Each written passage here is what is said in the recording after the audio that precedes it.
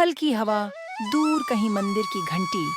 गांव के एक छोटे से घर में शकुंतला अपने 2 बच्चों के साथ रहती थी। बड़ी बेटी मीरा 14 साल की थी और छोटा बेटा शिवा 12 साल का था। सुबह की हल्की धूप कमरे में आ रही है। चूल्हा जल रहा है। चूल्हे पर खाना बन रहा होता।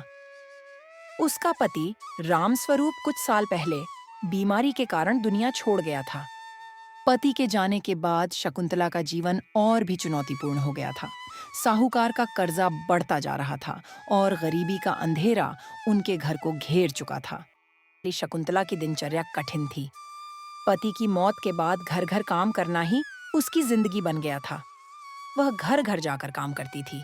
झाड़ू पोछा, बर्तन धोना, कपड़े धोना, बच्चों की देखभाल करना। गांव वाले जानते थे कि शकुंतला बहुत मेहनती और ईमानदार है। उसका जीवन कठिन था, लेकिन उसका मन बहुत साफ और चेहरे पर सुकून।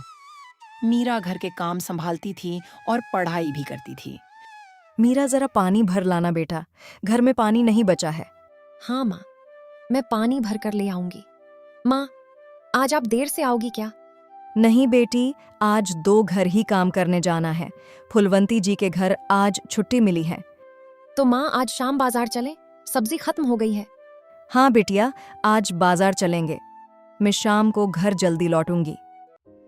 तभी घर के बाहर एक बूढ़ी माँ बेहोश हो जाती हैं। शकुंतला तुरंत उस बूढ़ी माँ को उठाती हैं और घर में ले आती हैं। माँ जी आप ठीक तो हैं? तुम कौन हो बिटिया? माँ जी, मेरा नाम शकुंतला है। आप हमारे घर के सामने बेहोश होकर गिर गई थी। आप ठीक तो है ना? अरे बिटिया, जंगल में लकड़ियां लाने जा रही थी भोजन बनाने के लिए, लेकिन शरीर इतना कमजोर हो गया है कि चक्कर आ गया। आपने ये काम किसी और से क्यों नहीं कहा? अरे बिटिया, मेरे परिवार में कोई नहीं है, अकेली रहती हूँ। कल से कुछ खाया पिया नहीं। बिटिया, मुझे प्यास लगी है, जरा पानी पिला सकती हो? जी माँ जी, आप आज से हमारे घर पर हमारे साथ ही रहिए। नहीं बिटिया, मैं तुम पर बोझ नहीं बनना चाहती। नहीं, आप हमारे लिए बोझ नहीं हैं। वैसे भी हमारे घर में कोई बड़ा बुजुर्ग नहीं है। आप हमारे साथ ही रहिए। ठीक है बिटिया, जैसा तुम कहो। अच्छा, मुझे काम पर जाना है। तुम सब भोजन कर लेना। हाँ माँ, आप जाओ। ठीक है बच्चों, चलती हूँ। ध्यान रखना और स्कूल वक्त पर चले जाना। शकुंतला जल्दी जल्दी चलने लगी। कहीं मुझे ज्यादा देर ना हो जाए, मालकिन मुझे काम से निकाल देगी। ये सोचते हुए शकुंतला काम पर पहुंच जाती हैं। शकुंतला, आज तुम 10 मिनट देर से आई हो। जी मालकिन, मुझे कुछ काम था, इसीलिए देरी हो गई। अब से मैं समय पर आऊंगी। मैं ध्यान रखूंगी कि ऐसा दोबारा ना हो। ठीक है, तुम साफ सफाई शुरू करो। बहुत काम पड़ा है। अतिथि भी आने वाले हैं, आज बहुत काम है। जी मालकिन। ऐसे ही शकुंतला रोज काम करती। ऐसे ही सुबह से शाम हो जाती। शकुंतला घर निकल पड़ती है। ओहो, शाम हो चुकी है, बाजार भी जाना है। मीरा मेरा इंतजार कर रही होगी। आप आ गई माँ, चलो बाजार चलते हैं। शकुंतला थैली उठाती हैं और बाजार निकल पड़ते हैं। शकुंतला और मीरा बाजार पहुंचती हैं। बाजार में लोग सब्जियां खरीद रहे हैं, बातचीत कर रहे हैं, चहल पहल मची है। टमाटर, आलू, हरी सब्जियां हर जगह फैली थीं। ठेले पर ताजी सब्जियां रखी थीं। वो हरि प्रसाद के ठेले पर जाते हैं। ताजी ताजी सब्जियां ले लो, अच्छी अच्छी सब्जियां ले लो, वो भी एकदम सस्ते दाम पर। ले लो, ले लो। भैया, ये सब्जी कितने की दी? 10 रुपए किलो बहन, ताजी ताजी सब्जी है। भैया जरा दाम कम कर दो, दाम ज्यादा है। बहन जी, दाम पहले ही कम है, और क्या कम करूं? सब्जी अच्छी और ताजी है। चाचा, 2 रुपए ही तो कम करने हैं, कर दीजिए ना। बहन जी, महंगाई है। चाचा, 2 रुपये कम कर दीजिए ना।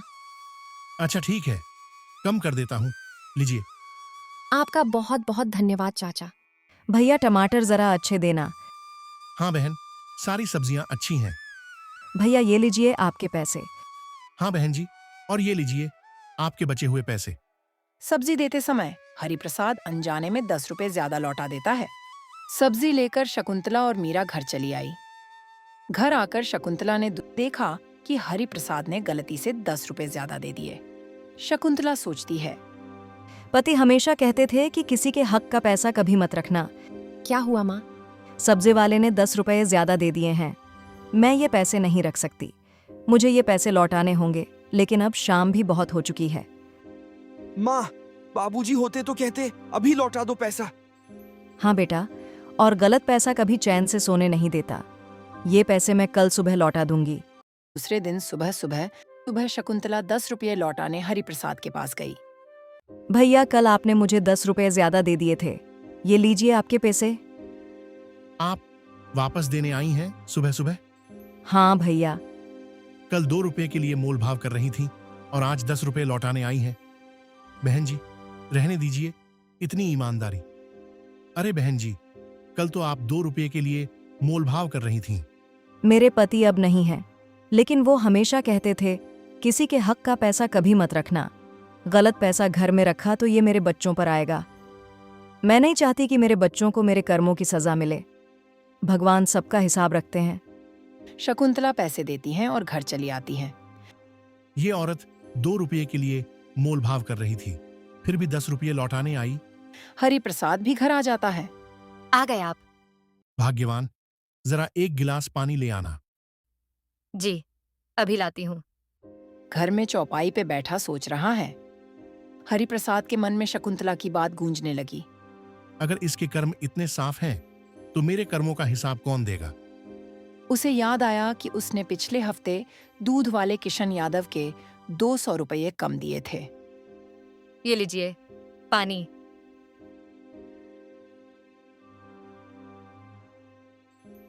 क्या हुआ, परेशान लग रहे हैं? मैंने पिछले हफ्ते दूध वाले किशन यादव के 200 रुपये कम दिए थे। मैंने तो छोटी रकम रखी थी, पर अब शकुंतला की बात याद आ रही है। ये सही नहीं है। अगर मेरे कर्मों की सजा हमारे बच्चों को मिली तो आप अभी दे आओ। अपनी गलती को अभी सुधार लो।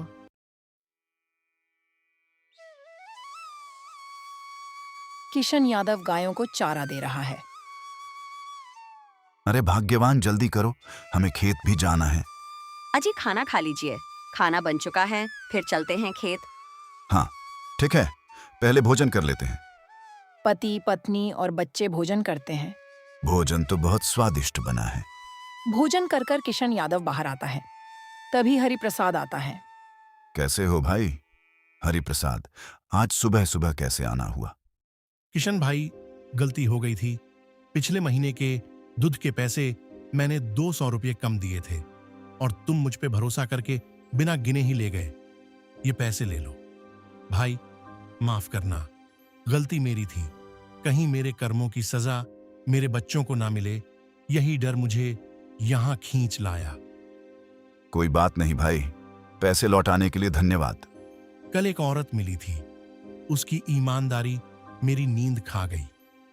हाँ, गलत पैसा नींद छीन लेता है। जिस घर में बेईमानी का पैसा आता है, वहां से सुख जाता है। हरिप्रसाद पैसे देकर घर आ जाता है। इधर किशन यादव भी अब बेचैन हो गया। अब किशन को भी नींद नहीं आ रही थी। उसके कानों में हरिप्रसाद की बात गूंजने लगी। उसे याद आया कि उसने पशु व्यापारी बृजमोहन को 5,000 रुपये कम दिए थे। उसने हिसाब में गड़बड़ी कर दी थी। क्या हुआ जी, आप परेशान लग रहे हैं? सब्जी वाले की ईमानदारी देखकर मेरी भी आंखें खुल गईं। मैंने पशु व्यापारी बृजमोहन को 5,000 रुपये कम दिए थे। मैंने हिसाब में गड़बड़ी कर दी थी। तो आप अब अपनी गलती सुधार सकते हैं। आप उनको उनके पैसे लौटा दीजिए। हाँ मालती, मुझे भी पैसे लौटा देने चाहिए।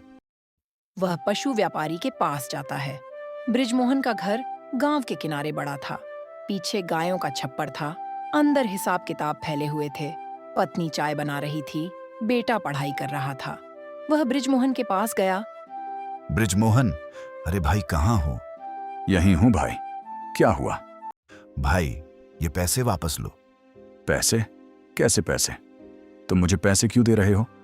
क्योंकि डर लगने लगा है, कहीं हमारे कर्म हमारे बच्चों तक न पहुंच जाए। ये तुम क्या बोल रहे हो? मेरे तो कुछ समझ नहीं आ रहा। मैंने तुम्हें 5,000 रुपये कम दिए थे। मैंने हिसाब में गड़बड़ी कर दी थी। मैंने अपनी गलती मान ली। मुझे माफ कर दो भाई, और ये 5,000 रुपये लौटाता हूं। किसी के हक का पैसा घर में आए तो समझ लेना वो धन नहीं, अशांति लेकर आया है। ये कहकर किशन यादव चला जाता है।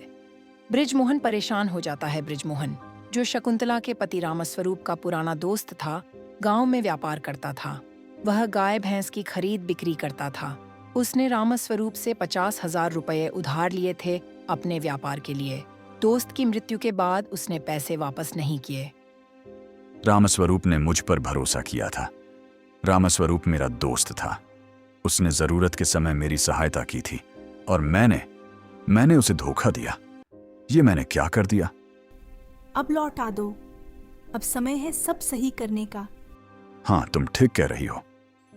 अब समय आ गया है मैं शकुंतला के पास जाऊं और सब सच बता दूं। हाँ, वो आपको माफ कर देंगी। यही सही रास्ता है। बृजमोहन शकुंतला के घर जाता है। शकुंतला, मुझे पहचानती हो? हाँ, आप रामस्वरूप जी के दोस्त हो। इतने साल बाद कैसे आना हुआ? मैं अपने अपराध का बोझ लेकर आया हूं। अपराध? किस बात का? शकुंतला, रामस्वरूप मेरा दोस्त था। मैंने उससे 50,000 रुपये उधार लिए थे, लेकिन उसके मृत्यु के बाद मैंने वो पैसे लौटाए नहीं।